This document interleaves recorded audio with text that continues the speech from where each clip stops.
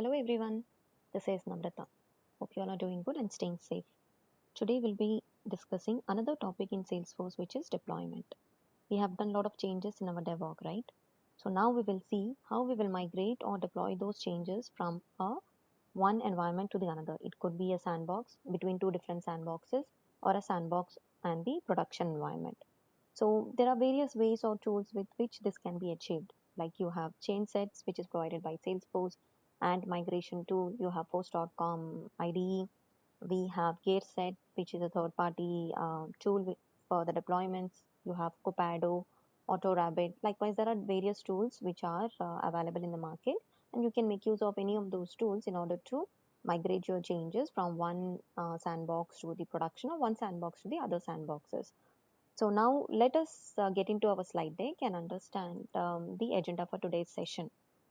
So we will discuss what is a change set, what is a deployment connection, what is the difference between the inbound change set and the outbound change sets, and also we'll get into the definition of those. We will understand what is a deployment status, and then we'll also understand what and all are the best practices for the change sets. We'll cover this, we will split this into two sessions. In this session, we will discuss all of these, and in this session 2, we will get into our demo. So let's understand what is a change set. Change sets are mainly used to deploy the customization from one Salesforce org to the another org. So now let us consider that in your company, there are different sandboxes. For example, you have a developer sandbox, you have a QA sandbox, then you have a production instance. So if you want to deploy the changes from your developer sandbox to the QA sandbox or from QA to the production, you can make use of this change sets to deploy the customization. So it's mainly like you deploy the metadata components from source to target system. Source can be your developer sandbox, target could be your QA sandbox. In other way, source could be your QA sandbox, target could be your production instance. So you mainly deploy the metadata components from source to the target with the help of change sets. So what does the change set contain? Change set contains the informations which are related to your organization. For example, let's consider a simple use case. You have a case object. For that case objects, there are a couple of enhancements which are required. So what you do, you try to go ahead and create multiple fields on the case object, right? The fields could be a formula field, text field, or whatever the field based upon your requirement, you try to create those fields. Now, how do you deploy those changes from your developer sandbox to the QA sandbox or the production? These are certain things which can be done using the change set. So all those fields which you are going ahead and creating, those are called as custom fields, right? Those components can be deployed using the change set, which means the information about your organization can be migrated from a source org to the target organization or target system. So ChainSet is a point and click tool, and it is a very simple tool using which you can perform the deployment. So this is a graphical depiction. Like as I was mentioning, you have the developer sandbox, which is a source. Whatever the informations or changes you are doing in your developer sandbox, you would want to deploy it into the QA. Likewise, the other way around is you have a QA sandbox. Once the QA verifies the changes in the QA environment and provides the approval, the changes from the QA sandbox can be deployed to the or can be migrated to the production environment. So for these, you can make use of the change sets. Now let us talk about what is a deployment connection. So whatever we are discussing here, right, there should always be a connection between the organization in order to migrate the changes from one sandbox to the other, right? That is what is a deployment connection.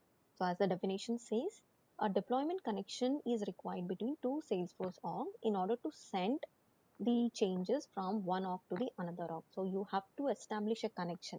So in our case, we have two sandboxes, right? You have a developer sandbox and then you have a QA sandbox, then you have a production.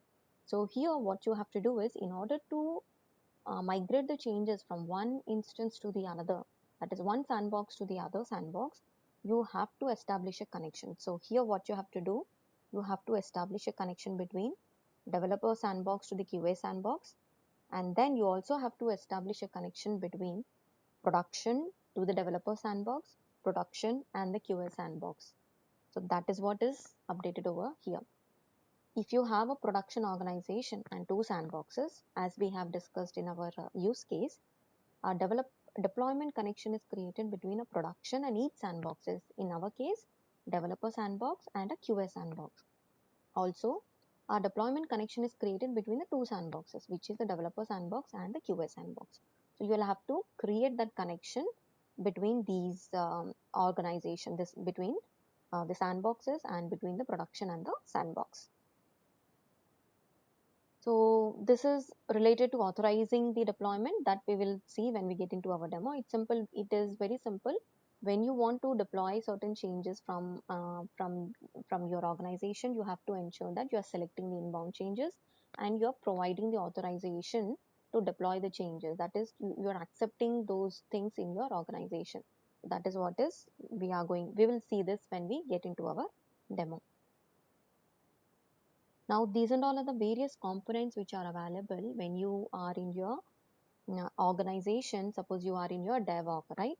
So when you want to deploy the changes from your dev org to your QA, these and all are the different components which are available. You can choose any of these components to perform the deployments or to migrate your changes from one instance, one sandbox environment to the other sandbox environment. You can have the actions, allowed sites, apex classes, assignment rule, button, custom index, custom label. You have reports, dashboards, custom setting.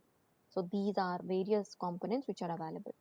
Likewise, I have updated all of those components which are available when you click on the outbound changes or inbound changes and add the components.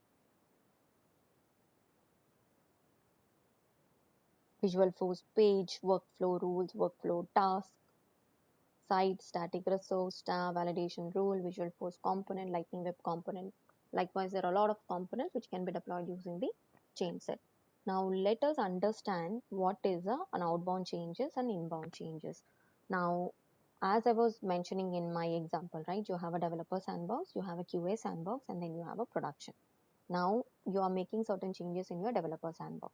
You wanted to migrate your changes from your developer sandbox to your production sandbox. So wherever you're logged in, right, in that particular org, you try to create an outbound change set. That is, from your org, you are sending the components, that is information from your org to the production org, or from the developer org to the sandbox org. So that is what is an outbound chain set. Outbound chain set is a chain set created in the Salesforce org in which you are logged in and that you want to send to the another org. So the org wherein you are making the changes, from there you wanted to send it to the another, you create the outbound changes. Now what is inbound chain sets? Now from your developer sandbox, you are sending the components to your QA sandbox.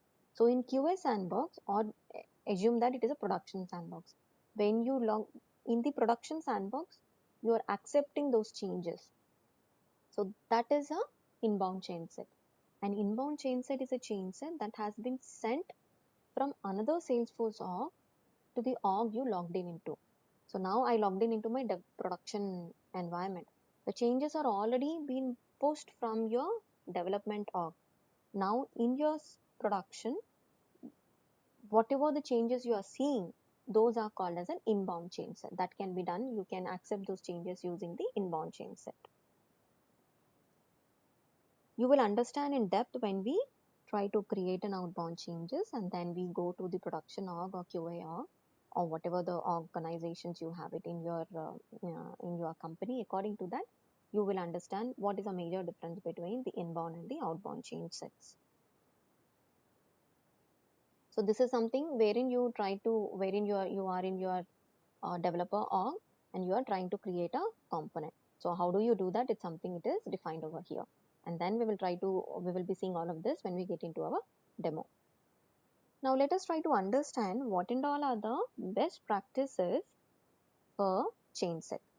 So one of the best practices, you have to deploy all of your dependent components. Yeah, and then you have to plan the deployments around the maintenance schedule. So it is always a good to plan your deployments around your maintenance schedule. And always you have to ensure that you're validating the change sets before you perform your deployment. If you validate your change set, it means that you're re-verifying whatever the changes you are done are those the correct changes that should be gone into the production. So always a good to validate the changes before performing the deployment. The fourth is add the permission and access settings to the outbound changes. So you always have to ensure that you're adding the profiles, you're adding the permissions and other settings whenever you create your outbound change set. And it is also a good practice or best practice to clone a change set to add any dependent components to an uploaded change set, which means suppose after you have uploaded a change set, now you feel that when you upload all of your change set, you will not be able to change the information related to that specific change set. In order to, now if you feel that you need to add few more components or few dependent components, what you have to do is, it is always a best practice to clone the change set and then try to add the components to that existing cloned change set. The next one is limit change sets to 10,000 files. So change sets are limited to 10,000 files. Now, if at all, if it is exceeding, it is always good to create a new change set or clone the existing change set. It is always good to create a new change set so that if there are anything related to the email templates, you can create a separate change sets for those files. And then plan for the tests to run it in the target organization. In the target organization also, it is always good to plan for the test, whatever the test you have, you are running it in your target organization. So these are the various best practices that you should follow whenever you are using the change set. So in our next session, we will get into our demo. Until then, please do subscribing our channel. Signing off, yours Namrata Karyala. Bye bye.